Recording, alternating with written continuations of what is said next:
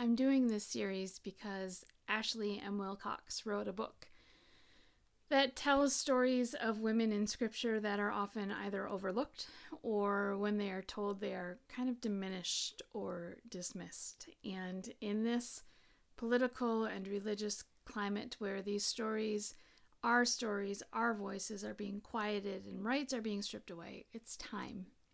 It's time to spend a year focused on this.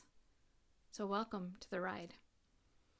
Before we start today's, take a moment, if you haven't already, to read our passages for today. They're linked below. Pause, read them, and then come back. If you have been an attendee of a faith community for any amount of time, you know that the book of Esther is one that is not often used in the preaching rotation, and when it is, it's usually just small pieces of it. And then the focus tends to be either on the fact that God is present everywhere, though never named, or Esther's obedience to God. Now, those are both true, and they are beautiful, and they are wonderful things to preach on. But I think it's also dismissive of everything Esther went through to not tell more of her story. And so that's where we're going to start today. Esther was orphaned, and then she was adopted by her uncle, and then through a series of events, she ascends the throne to the queen of King Xerxes. Now, with the title of queen, one would assume the assumption of power and influence, control, and autonomy. This was not Esther's experience. We should first acknowledge that the only reason that Esther was able to enter into this strange competition to become the next queen, because the first queen was ousted. Why? Because the king called her to come parade herself at the current banquet that he was in front of his friends. He wanted them to see her beauty. The New Living Translation says he wanted them to gaze on her beauty. Queen Vashti knew this. She knew why she was being summoned at that time to a banquet, and so she said no. She stood up for herself, for being simply an object of attention and desire, and simply said, I'm not doing it. And for that, gave up her role as queen. And so now there's this competition, right? King Xerxes decides, in fact, I think I do want a queen, but I want one that's young and beautiful and a virgin. Not well-learned or confident, not well-spoken, just beautiful and pure. And so here we are with a woman who we know from the whole book of Esther is deserving of the role of queen for so many reasons, boiled down to just basically a beauty queen. And then she endures 2 years of beauty treatments, before she wins this role. There is a lot more to unpack in the book of Esther, but thanks to Ms. Wilcox, we have many more opportunities in the remaining 51 weeks to talk about her, and so we're going to move on ahead to today's passage, which opens with Esther preparing to talk to the king. Now, she's not been summoned. When you are not summoned, you are not meant to go talk to the king, and so she is absolutely putting her life at risk. But she's learned some things. And so she dresses in her finest robes. She takes care to mind her appearance, and she enters the inner court and waits for the king. She knows that to attempt to obtain this permission without tending to her appearance, without paying attention to what she's doing, without following all protocol, is a risk. And so she does. Esther chooses to take this risk because Mordecai has placed a burden on her shoulders You, Esther, you alone are the one who can save our people. Imagine that pressure. Imagine what that feels like. And so she gathers around her a community who will pray and fast with her for 3 days before she takes this step, this risk. And then she does. She is a courageous woman for taking that step. But she's not just courageous, she is wise. And she is filled with perseverance.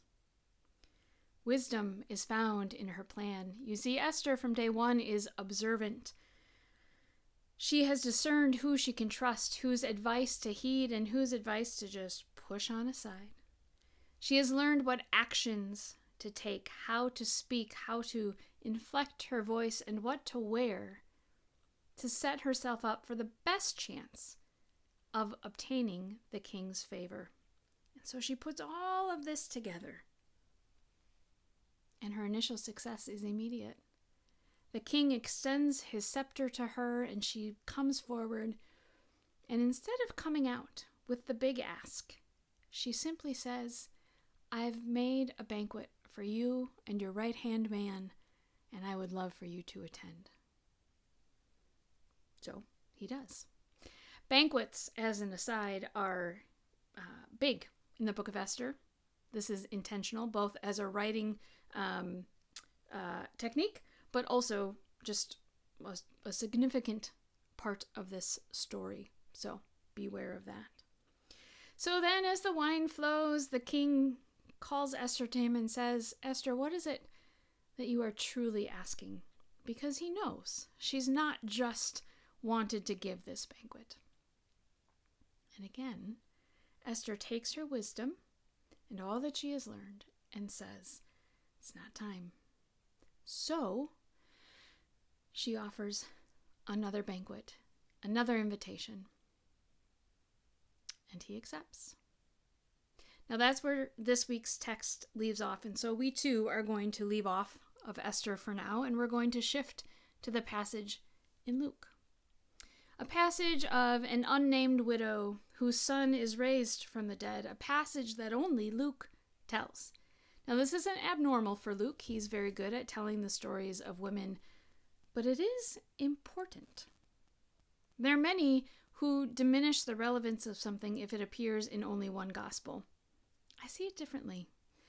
I think the fact that it's included shows us that Luke heard this story and said, this is important. Something significant was happening here. Now, there's an obvious reason for the inclusion, right? Another miracle, the raising of the dead. It displays Jesus' divinity. It shows his compassion for the grieving widow. And these are valid truths. These are important. But there are more, deeper, equally significant things that we can learn here. Esther's safety and security was dependent upon first her parents, and then Mordecai, and then the king. Despite the years between these two stories, this young widow's safety and security is dependent upon her husband, and then when he dies, her son. We can assume she did not have other male relatives. Luke doesn't name her, and I don't want to dismiss that. Maybe he didn't know her name. Maybe he thought if I leave off her name, people will know that what is being applied to her must be applied to all women. We really don't know. Her story, though, lives on, and that is the point. Suffices to say, for this woman in her time, the death of her husband and now the death of her son, her two providers put her in danger. They put her at risk. They put her future to a place of uncertainty. She is grieving, absolutely. She also has valid reason to be concerned and trying to deal with early grief when unsafe and unsecure is nearly impossible. Two women whose stories are steeped in the stories of the men who surround them. Two women whose stories are captured forever, somehow found worthy of inclusion in the Bible. Why? Well, I think the first reason is probably a more commonly accepted one, and that is that God speaks on behalf of those the world would otherwise silence, or not see, or even erase altogether. God uplifts women and takes them from being objects or dependent upon those who are around them to give them value, and gives them a worth all their own, a worth, a purpose, a value inherent in each created being, period. Value and worth is present without need of validation, explanation, or circumstance. By including the stories of Esther and the unnamed widow, we are reminded of God's perspective, no matter what society might say. Second, and I would say more importantly, God also speaks through. To protect a people, to spread a belief and understanding that Jesus is the Messiah, God repeatedly uses the least expected, and Esther and this unnamed widow are no exception. Esther risks her life to save the lives of many. Now, the Old Testament is filled with examples of times when God protects the people, right? When they never should have won the battle, and yet they do. There's no reason that this story needed to be included to show the protection that God offers. But it was. And I believe it was included not just because of this plot twist of survival. Read the whole book, you'll know exactly what I mean by that. But because God chose to enact this plot twist of survival through this woman who otherwise had been relegated to simply a queen in name only, a woman known for her beauty and nothing else. God does not agree with or support the relegation of Esther to nothing more than a beauty queen. No, Esther is faithful. She is in communion with God. She is discerning and she is bold and she is called. And the unnamed widow? How easy it would be for this story to be lost. Jesus did a lot of miracles. I get that. But for 75% of the gospel writers to ignore a story of resurrection from the dead, that's an interesting thing. But Luke includes her. And I believe he does so because he recognized that Jesus saw a depth in this woman that others had missed. He saw her pain. He saw what her life would be, and he acted. Notice she did not ask for his help. She didn't even express recognition of him, let alone faith in him. She was easily overlooked, easily forgotten, but not for Luke, and most certainly not for Jesus. Through this unnamed woman, the message of the Messiah spreads. And through this unnamed woman, Jesus conveys to his followers that things are different for them. Not knowing her name or her full story are not sufficient reason to just walk right by. Women in ministry remains an issue of debate. It sickens and angers me to state that fact, but here we are. In many ways, in fact, I think we can argue that we're going a bit backwards. And so we have these two stories, and many more that we'll get into in the coming weeks and months, through which God reminds believers that all are created with inherent value and purpose. Through Esther's wisdom, courage, and perseverance, through her gathering of her community, through her faith, all of which we learn about in just 8 verses. We are reminded that her worth, that our worth, comes not from outward appearance, but from everything that is in our heart and our mind. Through the inclusion of the story of the unnamed widow, we are reminded that value is not limited to the known, the privileged, the powerful, those deemed worthy by society. For God, value is inherent in everyone.